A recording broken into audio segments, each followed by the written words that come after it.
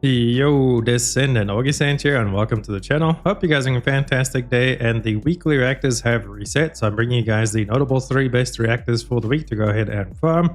One of them being actually possibly a good reactor for Keelan, because we don't know what toxic slash, whatever other attribute Keelan's going to have.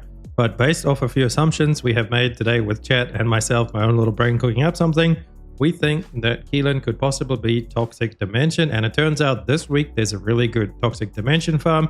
So let me show you guys. There is the Bible updated like usually. I'm so sorry I missed last week's update on this video. It's like the first one we've missed in probably like 15 to 20 videos or so. So sorry about that.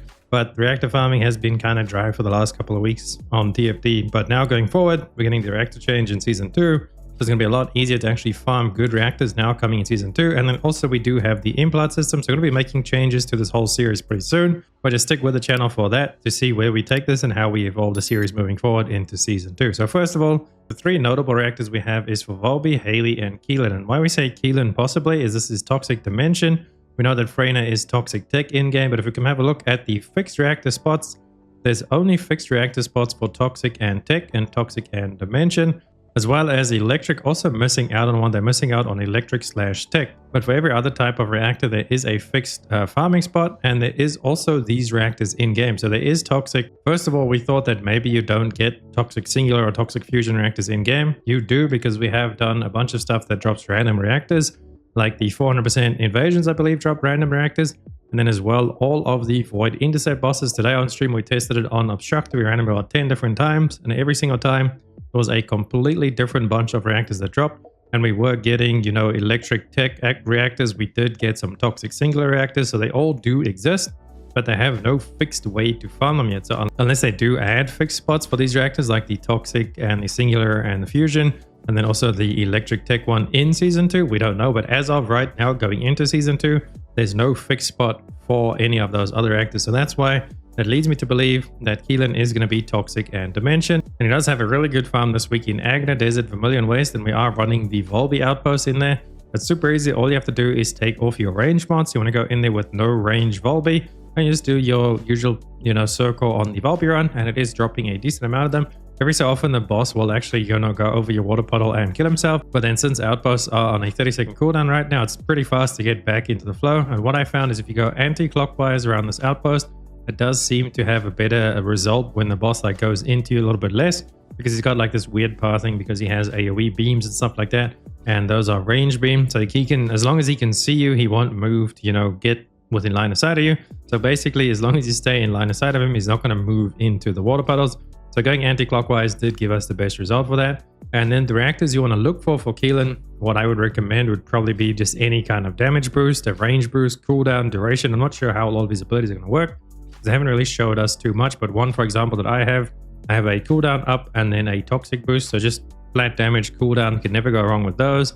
And then also a range increase or duration up, anything like that. Just keep any decent looking reactors. And then implants and that, we'll figure that out when we get closer with Keelan to see exactly how he all works. Unfortunately, maybe we can use a secret guard on him. I don't know if he's going to be tech as well. I don't think they'll make him toxic tech the same as Freyna. So that's why for now, we're just going to assume that he is Toxic Dimension, unless, they're going to show us something else. But then they would have to give us a way to farm actual reactors for him, because as of right now, there's only the 2 fixed spots for Toxic Reactors, Toxic Tech and Toxic Dimension. But anyway, that is a little shout out to Keelan, and why I suggest you guys go farm up just a decent one now. I wouldn't say try and min-max one. Just get something usable going into Keelan launch, and then once we get closer to the actual launch of Season 2 and Keelan, I will let you guys know with some more updates. Before we go, I want to quickly show you guys the other 2 farms for the week as well. Starting with Hailey, we have her famous spot in Sterile Lands, the Rockfall, running the anticipated ambush point. You guys know this is one of the best and fastest missions in the game. Fire it up, and within less than 30 seconds, you'll get it done. You will get a ton of reactors by doing this, just because of the speed at which you can run it. And if you run it with a friend, you can have a friend just sit at the restart thingy. You can do it on Bunny, Freyna, even VS if you really want to, but the best one for it obviously is just going to be Bunny. So that's the good spot there. That is dropping Hailey reactors, so Chill and Singular, which you can also use for VS if you are running the Sub-Zero build.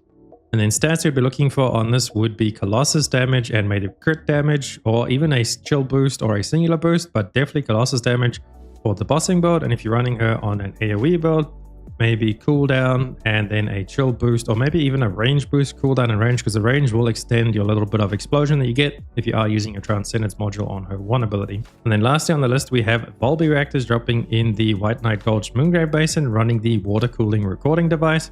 This is going to be non-attribute fusion. This is only really good on the Valby Hydro Bomb builds. If you are using the Hydro Pressure Bomb build, where you jump around like that, you do quite a bit of damage with that. That actually scales off fusion damage. And you can use the Peacemaker alongside that. It is actually a really slept on build, and I am thinking about releasing my video for it. I have a build pretty good sorted out around it, focusing really on using her 1, the plop plop or the boing boing, whatever the little bubble ball is, because that thing, every time it goes past an elite or a mob, it counts as another application of her dots. You can actually do some crazy damage on bosses, and especially when you get to the end dungeon bosses in like the 400% dungeons. The mobbing on her is just fine because her tools make it really easy to mob. Then when you get to the boss, you can throw the ball, it can like angle it down, and then as long as it jumps next to the boss a couple of times, it's going to add a new dot, like a new application of the dot every single time. So let me know if you guys would like to see that video down below in the comments, and then I'll get to work on finishing that build up on Valby. But I do think they're going to do a little rework or maybe an update to Valby in Season 2, so I'm not sure. Maybe we could make the build now before, and then we could check what she's like afterwards, and then do another updated build after in Season 2. Anyway, the stats you want to get on this would be damage boost as well as cooldown, because cooldown is really important for this build if it's the way that I'm doing it with the fusion, focusing on the plop plop, and we also use multi-talented. So you can then proc that, and you can just spam it like crazy. So the more cooldown you can have, the better. So that's why I suggest cooldown, and then a damage type, whether it be non-attribute or fusion, either or works, as long as you just have a really high cooldown.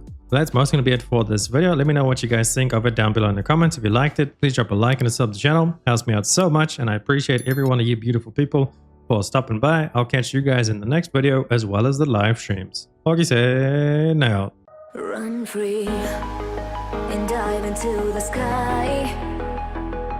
Hear the wind crying out its prayer while we're so